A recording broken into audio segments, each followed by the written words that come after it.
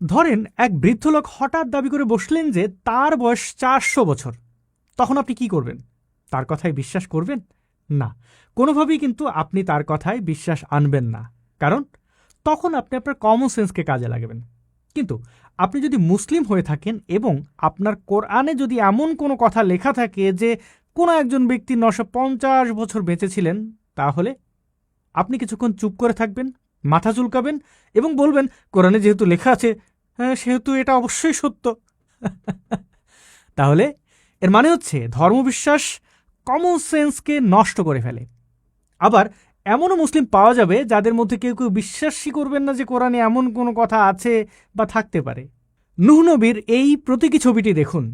নূহ নবী টাইপের এমন কেউ বাস্তবে ছিল তেমন কোনো ঐতিহাসিক প্রমাণ কিন্তু নেই, তবে হতে পারে কোনো এক পাগল ছাগল নিজেকে নবী বলে ঘোষণা করেছিল, আমাদের সেই কুখ্যাত মরুর ডাকাতের মতো।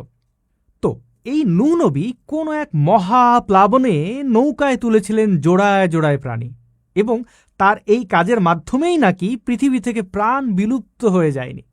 মুসলমানরা অন্য ধর্মের অবৈজ্ঞানিক ধ্যান ধারণা বা বিশ্বাসকে নিয়ে তিরস্কার করে, হাসাহাসি করে।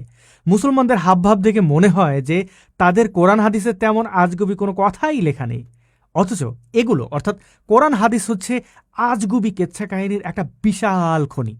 তাদের কোরআনে উদ্ভট কেচ্ছা কাহিনী থাকা সত্ত্বেও তারা আবার অমুসলিমদেরকে নিয়ে এত সমালোচনা করার কনফিডেন্স পায় কেমন করে?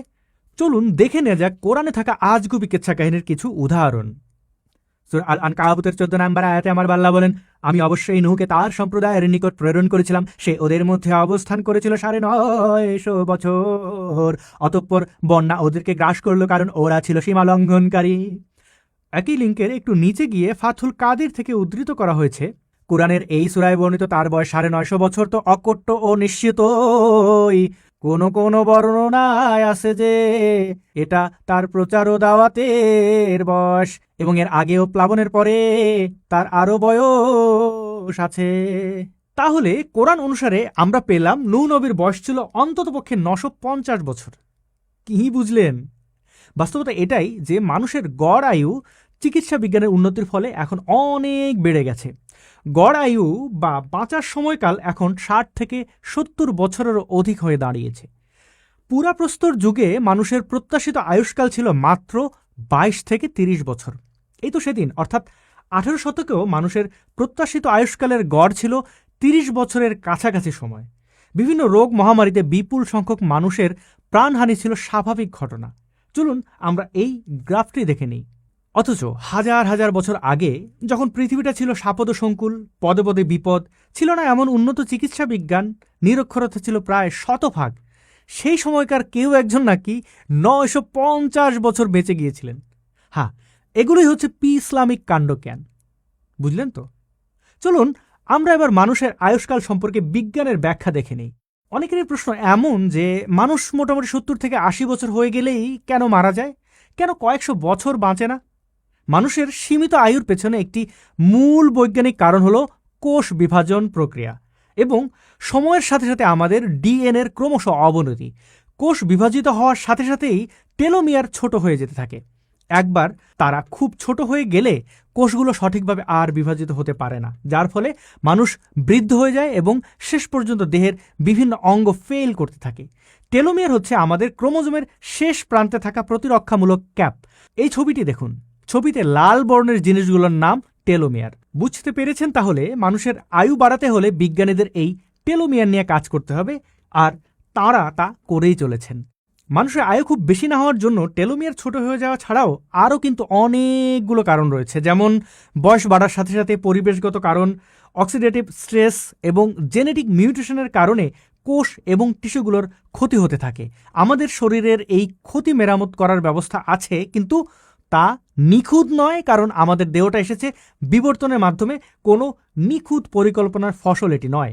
সময়ের সাথে সাথে এই যে ক্ষতির কথা বলছি, এর পরিমাণ বৃদ্ধি পেয়ে বিভিন্ন বয়স সম্পর্কিত রোগের সৃষ্টি হয় আমাদের শরীরে। এর মানে হচ্ছে মানুষ অন্য কোনো রোগে মারা না গেলেও বয়সের কারণেই সে একটা সময় পরে মারা যাবে, যাকে আমরা বলি বার্ধক্যজনিত মৃত্যু। তাছাড়া বয়স বাড়ার সাথে সাথে ক্যান্সার সহ বিভিন্ন রোগ হওয়ার সম্ভাবনাও বেড়ে যায় আমাদের শরীরে। এখন পর্যন্ত গিনেস ওয়ার্ল্ড বুকে মানুষের সর্বোচ্চ বাঁচার রেকর্ড 122 বছর 164 দিন। এই রেকর্ড ফ্রান্সের জিন লুইস কেলমো নামের এই ব্যক্তির। এখানে একটা জিনিস খেয়াল করুন, এই যে মায়েদের গর্ভে সন্তান জন্ম নেওয়া, মা বিশাল কষ্ট সহ্য করে বাচ্চা জন্ম দেন, কখনো কখনো বাচ্চা হয় মানসিক বা দৈহিক প্রতিবন্ধী, যাদেরকে আমরা বিশেষ চাহিদা সম্পন্ন শিশু বলি। এরপর বয়স বেড়ে গেলে, অর্থাৎ মানুষ বুড়ো হলে রোগে ভুগতে থাকেন এবং ধুঁকে ধুঁকে মারা যান। তো এগুলো কোনো জ্ঞানী স্রষ্টার নিপুণ পরিকল্পনার ফসল হতেই পারে না। যাই হোক, আমরা দেখলাম একজন মানুষের পক্ষে কয়েকশো বছর বেঁচে থাকা আর আলিফ লায়লার গল্পে বিশ্বাস করার মধ্যে কোনো তফাৎ নেই। এসব বস্তা পচা গল্প দিয়েই লেখা হয়েছে কোরআন হাদিস। তাই তো মাদ্রাসা মক্তব্যে সারা বছর কোরআন হাদিস পড়ে বিশাল বিশাল উদ্ভট প্রাণী তৈরি হয়, যেমন করোনা ইব্রাহিম, 1990 হুজুর, আব্বাসি আজহারি, সাইদি বা মেশিন ম্যান। নিশ্চয়ই আপনাদের এখন জানতে ইচ্ছে হচ্ছে যে কথিত আদি পিতা আদম কত বছর বেঁচে ছিল। আসেন সেটা আমরা হাদিস থেকে জেনে নিই। আদম বেঁচে ছিল 960 বছর এবং 40 বছর হায়াত বা বয়সে গিফট করেছিল দাউদ বা ডেভিডকে। আদম আলাইহিসসালামকে 1000 বয়স দেওয়া হয়েছিল। রুহের জগতে দাউদ আলাইহিসসালামের সৌন্দর্যে মুগ্ধ হয়ে তিনি নিজের বয়স থেকে 40 বছর তাকে দান করেন, ফলে অবশিষ্ট 900 বছর তিনি জীবিত ছিলেন। দেখেছেন তো, 960 বছর সহ তার মোট বাঁচার কথা ছিল 1000 বছর, কিন্তু 40 বছর সে দাউদকে গিফট করে দিয়েছিল, তাই সে অর্থাৎ আদম বেঁচে ছিল 960 বছর। একজনের হায়াত বা আয়ু আবার আরেকজনকে গিফটও করা যায়। ব্যাপারটা দারুণ না? তো সে কেন গিফট করেছিল দাউদকে? কারণ দাউদ দেখতে নাকি খুব সুন্দর ছিল। বর্ণবাদী আদম। ধরুন আপনার জীবন হবে 70 বছর এবং আপনার এক নাতি বা পুতি দেখতে খুব সুন্দর হবে বলে আপনি শুনেছেন বা স্বপ্নে দেখেছেন। তো সেটা শুনেই ওর জন্য আপনি গিফট করে দিলেন আপনার জীবন থেকে 20 বছর। মানে আয়ু হচ্ছে টাকা পয়সার মতো গিফট করার জিনিস।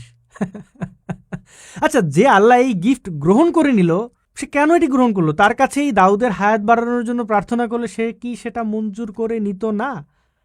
সে আল্লাহ বা বাল্লা এত অদ্ভুত কেন? তার কাছে এরকম এই প্যাচে টেচে অনুরোধ করতে হয় কেন? এখন বলুন তো, এত এত তথ্য দেওয়ার পরেও যখন এইসব আয়াতকে অর্থাৎ এই উদ্ভট কথাবার্তাকে যারা সত্য বলে মনে করবে, ঐশী বাণী বলে বিশ্বাস করবে, তাদেরকে কি করা উচিত? হ্যাঁ, ঠিক ধরেছেন, সকাল বিকাল তাদেরকে কাঁঠাল পাতা খাওয়ানোর দরকার।